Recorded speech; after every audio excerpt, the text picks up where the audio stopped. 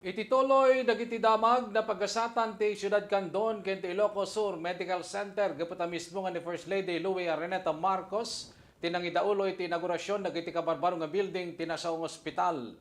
Bantabuyo ti pakabuklan ti detalye ti damag.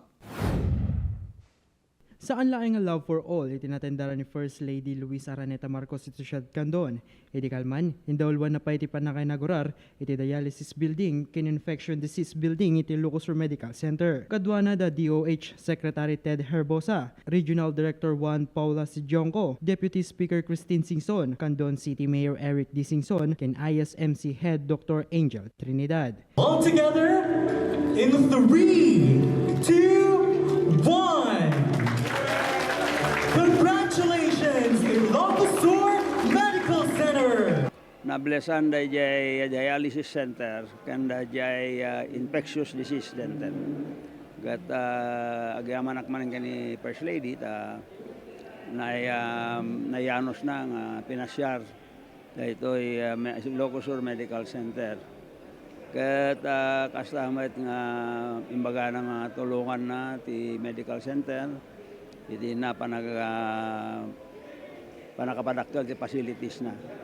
Iti dua a kabarbaro a building ti ISMC, pakitaan a seryoso ti Siyudad Candon kini Deputy Speaker Christine Singson, taen ti pagsayaatan ti iti salunat nang nangro na iti kadistrituan na. Dati gamin nga pinagpatad ti Ilocos Sur Medical Center, nagbalin nga regional hospital dito 2022. And then before that, we've been funding it already yearly. After 4 years at the J pre-opening, no, phase 1 nag-open. And then every year, we try to open the next phase or in 2 years' time, the next phase. So tatan, makita tayong timaudin sa nga palpalpasan sa cardiac building. So we thank our First Lady to come and inaugurate the hospital ta makita na dati regional hospital tayo dito Ilocos Sur, and we thank the Department of Health dati ni Secretary Arbosa nakita na dati Ilocos Sur Medical Center. And I think the First Lady kami din nakita that she's also suggesting other ways to get donations from hospital equipments that the hospital may need, and of course no masapol ti mobile care for the upland towns kat adamot asakasun ng maited for Ilocos Sur.